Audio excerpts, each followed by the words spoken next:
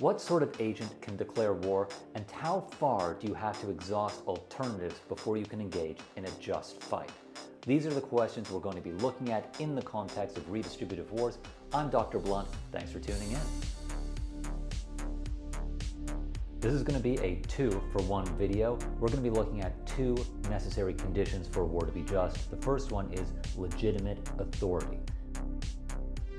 What do we mean by legitimate authority? Well, war isn't something that any old person can declare. I can't declare war. I presume you can't declare war. Unless, of course, you're a head of state, in which case, good evening, Mr. President. Wars are not private affairs. They don't occur between individuals or even groups of private citizens. They are declared between states. So you have to be the head of state. You have to represent a nation state in the international system in order to legitimately declare war on another country. But we might want to ask the question, are all states created equal? What do I mean when I say all states aren't created equal? Well, let's think about the recent evolution of humanitarian intervention. So humanitarian intervention claims that there's a certain level that if states sink beneath it, the international community can intervene. The state has lost its sovereign authority over its territory. Now, this is pretty extreme. There has to be something like genocide or ethnic cleansing happening before the international community has the right, or indeed the duty, if you take responsibility to protect seriously, to enter into this territory. But it does show us that in the international system, simply being a state is not the same as being a legitimate authority. So we might say there are certain states that have internal practices that are so wrong or grotesque that we cannot look at them as legitimate actors. John Rawls gave the example of an Aztec empire existing in the 20th century that still practiced human sacrifice. Now, the international community could look on this and say, this is not a legitimate state. So what does this mean for redistributive wars? Well, simply put, if you have a large amount of poverty, you're almost certainly going to have large amounts of human rights violations. Indeed, freedom from poverty is a human right. It's sort of intrinsic in the description of these states. So is this human rights violation that necessarily must accompany a poor state enough to say it's not a legitimate actor on the international stage? Well, I don't think so, and I'm going to give you two reasons why. The first reason is that these states can't be held accountable for the human rights violation that global poverty indicates. It is generated by the international system itself. It is a foreseeable and avoidable consequence of the ways that we organize the global economy and global political institutions. So you can't really blame someone for being the victim of an injustice, which would be sort of the delegitimation argument's main thrust. So that doesn't seem terribly plausible to me. The second reason is that even if we were to say that these states were to blame, we could say, so what?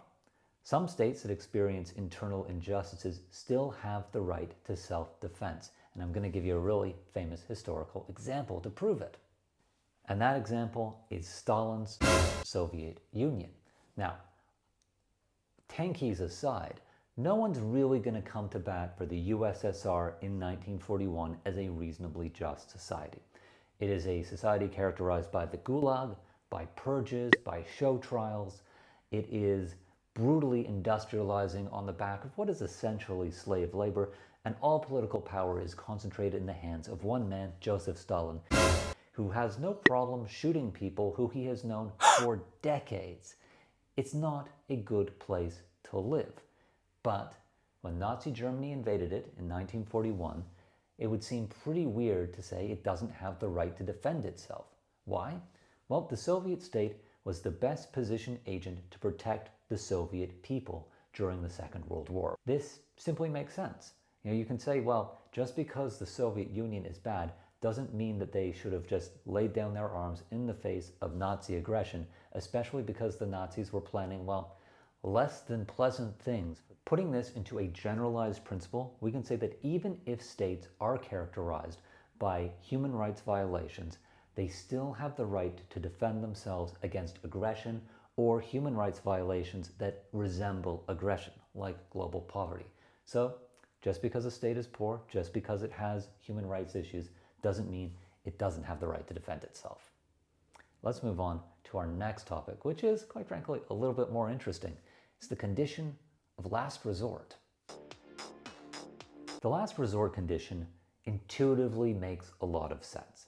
It basically says you should not fight a war if there is an alternative to it. War should be the last resort. And yeah, war kills people. It destroys economy. It maims people. It creates intergenerational trauma. It is one of the worst things that human beings can do to other human beings. So we should try to find other ways of resolving our differences on the international stage before we resort to a just war. Now, I think we can all probably agree on that, but I do want to pick it apart a little bit because there are some nuances that we need to explore. Oh, hello, camera 2. Now, what do I mean by nuances that we need to explore? Well, when we talk about last resort, what we're actually saying is something like last reasonable resorts. We need reasonable alternatives. It can't be everything, because oftentimes an aggressive state can be deterred through massive concessions, right? If you look at the history of the interwar period and Nazi Germany, a huge number of concessions were given to the German state in order to prevent a world war from breaking out again on the continent. The Saarland was remilitarized, there was Anschluss with Austria, the Sudetenland was giving up. It was only when the invasion of Poland happened that the other powers of Europe said enough was enough. This aggressive form of appeasement, that I'm going to talk about a bit more in the next video, was seen as being a way of preventing war from happening. But was it reasonable? Well, it didn't prevent war, and indeed it strengthened the Nazi military capacity, so probably wasn't a reasonable alternative to war, was it? I think Simon Caney gives us a way of unpacking this a little better. He says that instead of last resort, we should say the least awful option. There are certain instances, he says, where war is less awful than peace. We can have the example of a state that is experiencing a maritime blockade that is causing starvation within its territory, and it has the option of either enduring the blockade, which it might ride out with several hundred thousands of deaths, or it can choose to fight a war that it meets all the other conditions of just war. In these circumstances, war might be the least awful option if the state being blockaded thinks it can win a relatively quick and minimally bloodless victory. So we shouldn't automatically think of war as being worse than peace. And I know that sounds a little bit weird because war, as I said, is terribly awful. But sometimes peace can be just as damaging to innocent people as war, which is a pretty weird thing to say, isn't it? So what does this mean for redistributive wars? Thomas Pogge points out that this is something of a paradox, actually, when we talk about last resort. So let's say we have a state that meets all the other conditions for just war. It has just cause, legitimate authority, right intention, chance of winning, proportional argument for war. But if it meets all of these, it can't meet the last resort. Why? Well, it could just take all of the resources it pours into its army and redistribute them into its welfare state, thereby solving its poverty problem. Now, this is a pretty clever argument. I think that Pogge really delivers a strong knock to the old redistributive war argument, but I don't think it's quite as powerful as he thinks. And why not? Well, in Pogge's view, we sort of have two different types of states in the international system. Those that are reasonably just and those that are completely unjust. So completely unjust states will not fight redistributive wars because they won't meet the other conditions, and reasonably just ones won't meet the condition of last resort. What he doesn't think of is what I would call a minimally unjust state. A minimally unjust state can't provide secure access to the contents of its citizens' human rights. Now, it might be able to provide them insecure access, but it might say, well, this is really contingent on the prices of natural resources, or a certain financial institution being generous with its policy, but it can't really count on that going forward. They're not unlike the Precariat. What is the Precariat? Well, that's a good question. It addresses people who work on insecure contracts, people who work in the gig economy. Now, they might work for a bunch of apps and they might be able to gather enough money to pay their rent and get food on the table on a month-to-month, week-to-week, day-to-day basis, but they don't have security. They don't have contracted, secure, unionized employment, so they're going to be always looking to the next week. They can't plan on having enough to put away for retirement, or for education, or for training. They are in a state of constant insecurity. Now, the states who are minimally unjust are like this. They don't know whether they'll be able to maintain the standard of living within their states over the next, say, 5 years. So they might think to themselves, well, I do have enough resources to pour into a military campaign now, and that might tip the balance of power to redistribute wealth so that my people will have secure access to their human rights. Perhaps I should take a gamble on that.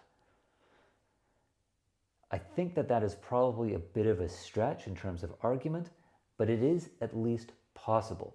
So I don't think the last resort condition is impossible to meet in the circumstances of a redistributive war.